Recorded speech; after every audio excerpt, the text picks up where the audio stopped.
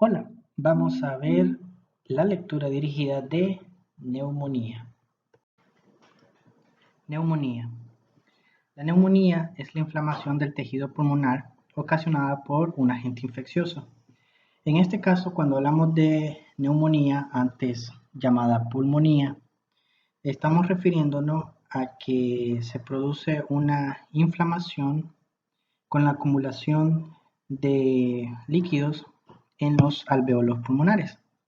Y la etiología de parte microbiológica va a poder ser tanto viral, bacteriana o incluso hasta por hongos.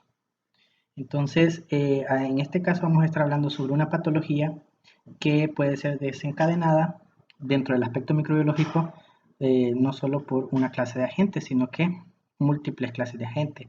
Ahora, dentro de sus agentes causales, pues no solo pueden ser de origen microbiológico, sino también que pueden ser de otros orígenes como procesos inflamatorios diseminados o generalizados, eh, problemas cardiovasculares, alérgicos, etc. El pulmón está constituido por dos partes principales, los bronquios, que son los tubos por los que pasa el aire, y los alveolos, que son estos pequeños saquitos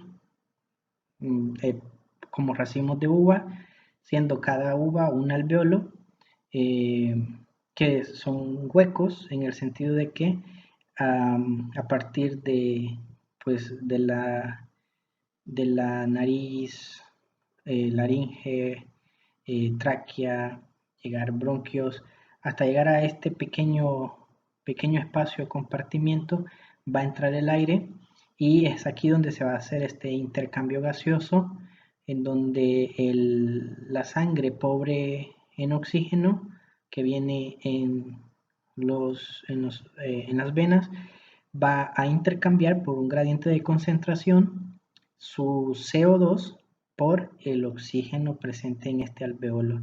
Entonces ahí vamos a ver que se da este intercambio o este paso de ser sangre pobre en oxígeno, representado en color azul, a ser sangre rica en oxígeno, representado por el color rojo. Entonces en este momento pasa de ser una vena, pasa pues a una vénula, pasa a un capilar, del capilar pasa a una arteriola y después de una arteriola pasa a una arteria y así se hace el intercambio, en este caso en los capilares alveolares, en donde se da el intercambio de el CO2 por el oxígeno. Ya a nivel de los tejidos en el resto de nuestro cuerpo ocurre esto mismo, pero en sentido inverso.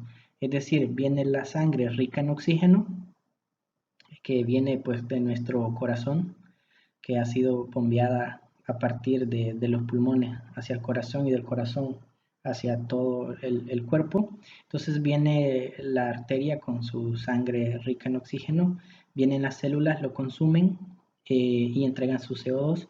Entonces pasa de una arteria a una arteriola, pasa a un vaso capilar, en este caso de tipo tisular, o sea, es un capilar tisular, y pasa pues a una vénula y de una vénula pasa a una vena para que entonces llegue en el caso si viene de la parte inferior del cuerpo, venga por la vena cava inferior y si viene del cerebro entre por la vena cava superior y pues entra el corazón pues para poder ser bombeado hacia los pulmones y se vuelva a repetir el ciclo. Bueno, entonces los alvéolos son estos pequeños saquitos en donde vamos a hacer el intercambio gaseoso gracias a la respiración y los gradientes de concentración entre CO2 y oxígeno. En el globito rojo, por la presencia de la hemoglobina, que tiene cada molécula de hemoglobina 4 sitios de unión para oxígeno o CO2. En la neumonía se ve afectado entonces el alveolo. Precisamente en la neumonía este es el problema, que estos saquitos, estos pequeños compartimientos, se llenan de líquido a causa del proceso inflamatorio e infeccioso. Y entonces, si este espacio que debería estar hueco está lleno de líquido, entonces no permite que el gas, el aire, pueda entrar y entonces al pasar los capilares, pues no puedan tener acceso al oxígeno y no se puede entonces dar el intercambio gaseoso. Entonces, eso genera una pobre oxigenación de la sangre. Bien, se irrita e inflama el alveolo y se rellena de líquido y material infeccioso, lo que provoca que la respiración del paciente se vaya afectando y se vuelva doloroso. Entonces, en la parte superior tenemos un alveolo normal, donde vemos que son huecos y donde pasan los capilares alveolares para poder hacer el intercambio gaseoso.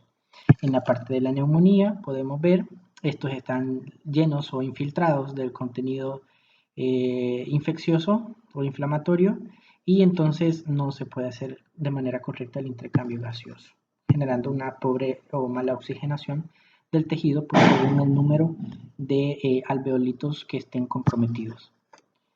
La neumonía, o también antes llamada pulmonía, todavía algunos la llaman así, es una enfermedad del sistema respiratorio que consiste en la inflamación de los alveolos pulmonares de los pulmones. Pues obviamente como los alveolos pulmonares están dentro de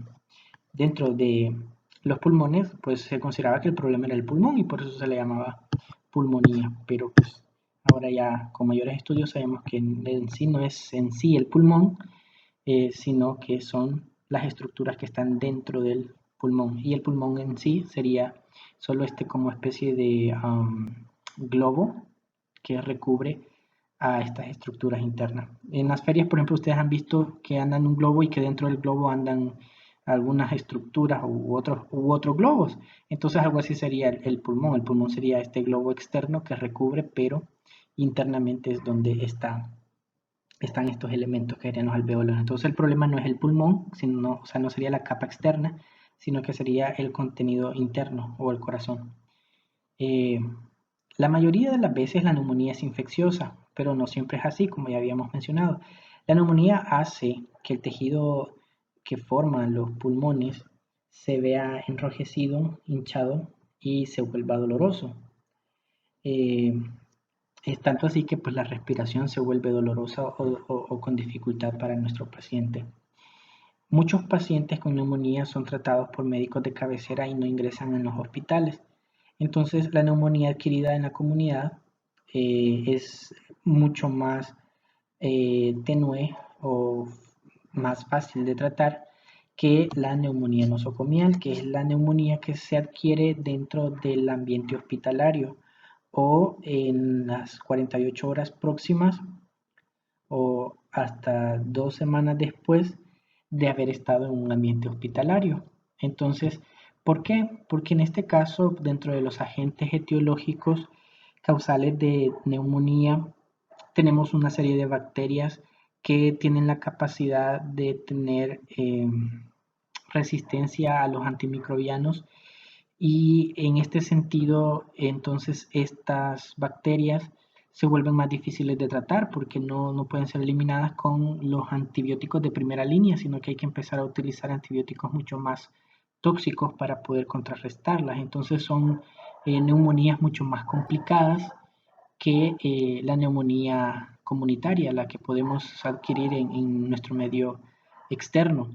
Ahora, desde el punto de vista de la generación de una neumonía, estamos hablando que el paciente pues sí tiene ciertas deficiencias en el sistema inmunológico o se han unido una serie de factores para generar que una persona llegue al desarrollo de una neumonía.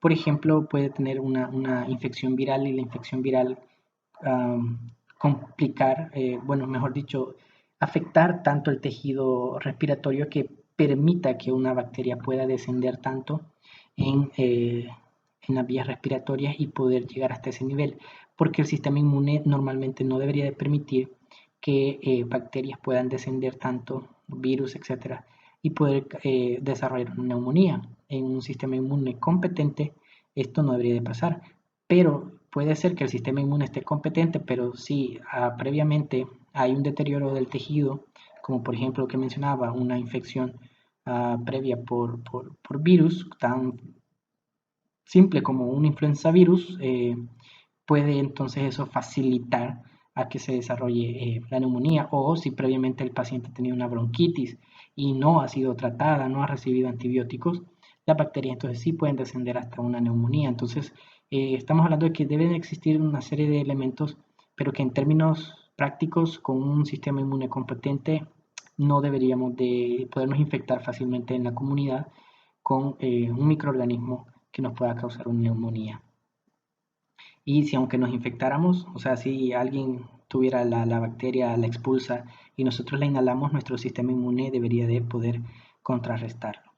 Los factores de riesgo entonces son, por ejemplo, que sean fumadores, pues eso genera un deterioro de las vías respiratorias, enfermedades crónicas como diabetes, hepatopatías, cardiopatías, enfermedades renales, cáncer, enfermedad pulmonar crónica, SIDA, malnutrición, exceso de peso, demencia, los extremos de la vida, eh, problemas en el vaso, o que ya existe un agrandamiento del mismo, por diferentes razones eso puede ser, eh, alcoholismo, el tratamiento inmunosupresor o la utilización de los corticosteroides que van a generar inmunosupresión, residentes en centros de enfermos crónicos, eh, o la exposición a drogas. Entonces, si ustedes se fijan, todas esas características son de personas inmunocomprometidas. Sobre los signos y síntomas, entonces los enfermos de neumonía infecciosa a menudo presentan una tos que produce un esputo, flema, de color marrón o verde. Esto va a variar según el agente etiológico y según el grado de afección. En el sentido de que, por ejemplo, pseudomonas van a producir siempre un color verdoso. En el caso de otras bacterias piógenas van a producir quizás un esputo mucho más blancuzco, y pues también depende si hay presencia de sangre, se vea un tanto más marrón por la presencia de sangre y qué tan evolucionada está esa sangre, si es sangre bastante joven va a ser más rojo brillante, si es sangre ya un poco más envejecida va a ser tonalidades más oscuras, entonces pues eso va a variar, pero sí también son signos sobre el grado de evolución de esa sintomatología. Y una fiebre alta que puede ir acompañada de escalofríos febriles. Esto se debe igual a la activación del sistema inmunológico en cuanto a la presencia del microorganismo. La disnea o la dificultad para respirar es el signo temprano más específico y sensible. El dolor torácico pleurítico también es común, obviamente. Bueno, ya habíamos mencionado que se genera dolor en el proceso incluso de la respiración.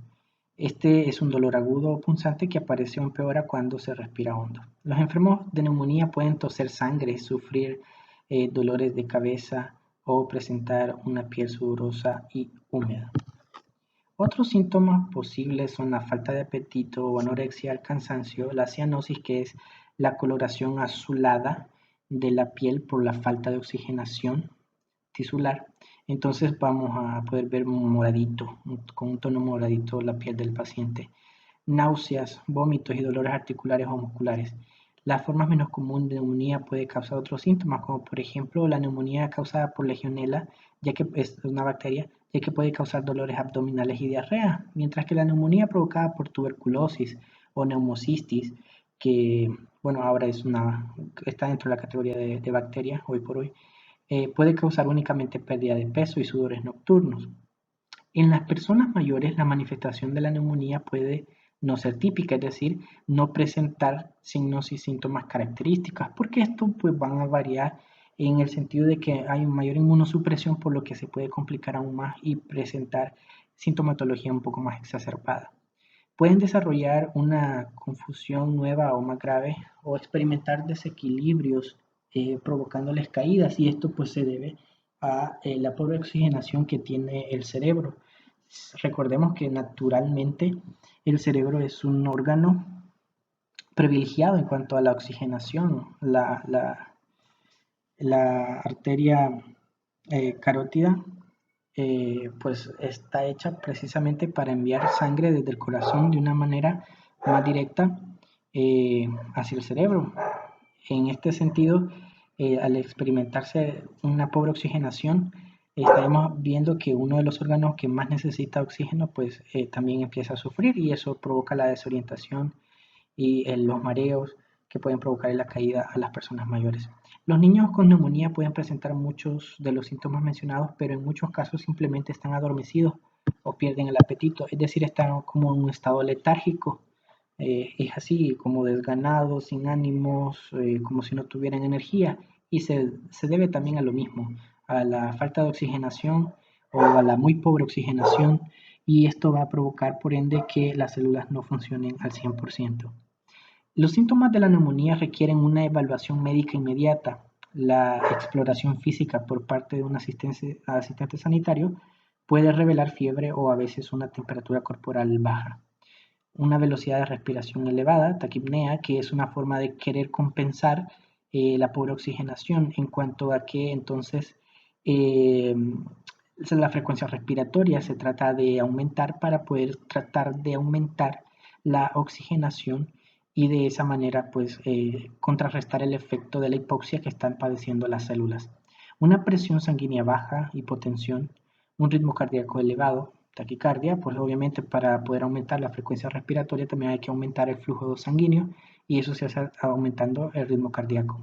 Una baja saturación de oxígeno es lo que se va a presentar con las pruebas, como la que tenemos con los sistemas de medición de oxígeno eh, infrarrojos, como el oxímetro, que es la cantidad de oxígeno en la sangre revelada o bien por pulsiometría o bien por la gasometría arterial, que consiste en igual hacer una venopunción, solo que en este caso la jeringa se trabaja previamente con anticoagulante como heparina. Es muy sencillo para bañarla, pues solo se absorbe un poquito de heparina, se mezcla para que todo el émbolo se llene del anticoagulante. Se pulsa, en este caso, por ejemplo, se busca el pulso y para no generar, puede ser cualquier arteria, la verdad, pero para generar menos complicaciones y menos traumatismo para los pacientes, se puede utilizar la arteria radial de fácil acceso y sin mayor compromiso. Se pulsa y bueno, igual que como extraer sangre, solo que en este caso no vamos a pinchar una vena, sino que vamos a pinchar una arteria. Entonces se obtiene la cantidad que se necesita y se lleva al laboratorio para que lo metan en el equipo y se pueda determinar, eh, aparte de otros parámetros, pues el nivel de oxigenación en las arterias. Los enfermos que tienen dificultades para respirar, la disnea, están confundidos o presentan la cianosis, ¿ya? Y entonces quiere decir que están teniendo una oxigenación muy pobre y necesitan atención inmediata. El diagnóstico de neumonía se fundamenta tanto en la clínica del paciente como en el resultado de los rayos X. Generalmente se usan los rayos X de tórax, posterior y lateral, la analítica sanguínea y los cultivos microbiológicos del esputo y de la sangre. La radiografía de tórax es el diagnóstico estándar en los hospitales y clínicas con acceso a los rayos X para poder entonces determinar si hay alteraciones morfológicas en el pulmón y de esa manera poder hacer un diagnóstico junto con las otras pruebas que nos van a servir para hacer el diagnóstico definitivo. En personas afectadas de otras enfermedades como el SIDA o enfisemas que desarrollan neumonía, la radiografía de tórax puede ser difícil de interpretar. Un TAC u otros test son a menudo necesarios en estos pacientes para realizar un diagnóstico diferencial de neumonía, porque el rayos X pues normalmente solo permite ver alteraciones morfológicas en cuanto a densidad de las estructuras, mientras que, y bueno, y esto pueden ser confundidos con otros problemas que se pueden presentar en otros padecimientos o patologías. Entonces se pueden utilizar pruebas mucho más sofisticadas que dan mucha más información para poder hacer un diagnóstico diferencial. Lo único es que obviamente pues estamos hablando de pruebas mucho más caras como un TAC. A diferencia de una radiografía que pues un TAC anda casi por los $300 dependiendo de dónde se haga, mientras que una radiografía anda como por 25 o 40 dólares dependiendo de dónde se haga. El tratamiento. La mayoría de los casos de neumonía puede ser tratada sin hospitalización, específicamente hablando de las neumonías comunitarias, pero casi siempre van a necesitar de la presencia de un tratamiento de antibióticos y otros más que puedan ayudar a aliviar el resto de la sintomatología. Eh, pero obviamente el tratamiento va a depender de acuerdo a la etiología real de la neumonía. Normalmente los antibióticos orales, reposo, líquidos y cuidados en el hogar son suficientes para completar la resolución. Sin embargo, las personas con neumonía que están teniendo dificultad para respirar, las personas con otros problemas médicos y las personas mayores pueden necesitar un tratamiento más avanzado. Si los síntomas empeoran, la neumonía no mejora con tratamiento en el hogar o se producen complicaciones, la persona a menudo tiene que ser hospitalizada. Los antibióticos se utilizan para tratar la neumonía bacteriana, pero si es de origen viral, pues obviamente se trataría la sintomatología viral, pero siempre también se recomienda el uso de los antibióticos porque pueden facilitarse las infecciones secundarias de tipo bacteriana por la presencia del virus. Y pues si la infección fuera de tipo por hongo, pues se necesita obviamente el antimicótico. En contraste, los antibióticos no son útiles para la neumonía viral, aunque a veces se utilizan para tratar o prevenir las infecciones secundarias, como ya lo había dicho.